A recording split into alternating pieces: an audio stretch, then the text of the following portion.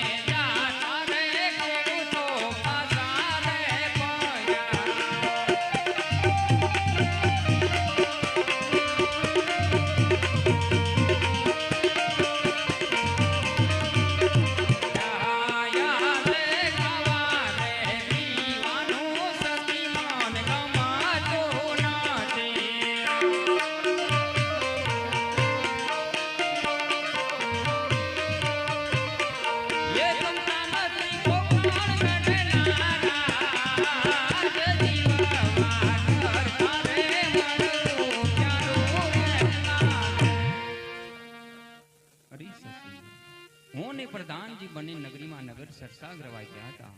રાજની પ્રજા સતી મારા સુકન લેવાને પણ રાજી નથી. અરે સ્વામિનારાયણ, એવો તે આપણે શું અપરાધ કર્યો છે કે પોકરાણગઢની પ્રજા આપના સુકન લેવા પણ રાજી નથી? ખરી જ સતી, પ્રજાનું કહેવું એવું છે કે આપણે પેટના વાંજ્યા છીએ. અરે સ્વામિનારાયણ, આપણે વાંચ્યા કેવી રીતે કહેવાય? આપણે લાસા લસણી અને સૌગુણા ત્રણ દીકરી છે તો આપણે વાંચ્યા કેવી રીતે કહેવાય? હા સતી, તમારી વાત કેવી સત્ય છે, પણ પ્રજાનું કહેવું એવું છે કે દીકરી એ તો પારકા ઘરની આશ કહેવાય. એને જો આજે પરણાવો તો કાલ પોતપોતાને સાસરે ચાલી જાય. અને સતી, જો પાછળથી એકાદ પુત્ર હોય તો રાજનું રાજ સંભાળશે, નહીતર આપણે ગયા પછી આ રાજને હંમેશા માટે તાળા દેવાઈ જાય. હા સ્વામિનારાયણ, આપની વાત કેવી પણ સત્ય છે. હા સતી, તો તમે મને રજા આપો તો મારે અઘોર વનમાં જઈ મારે મારી કાયાનું કલ્યાણ કરવું છે, મારે મારી પ્રજાનું કલ્યાણ કરવું છે, માટે સતી મારે વન જવું છે.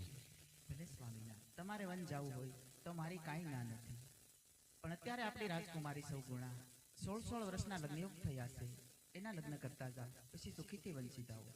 હા સતી, તમારી વાત કેવી પણ સત્ય છે. અરે પ્રધાનજી, જી મહારાજ. રાજમાંથી ગોરદેવને બોલાવો. બહુ સારું.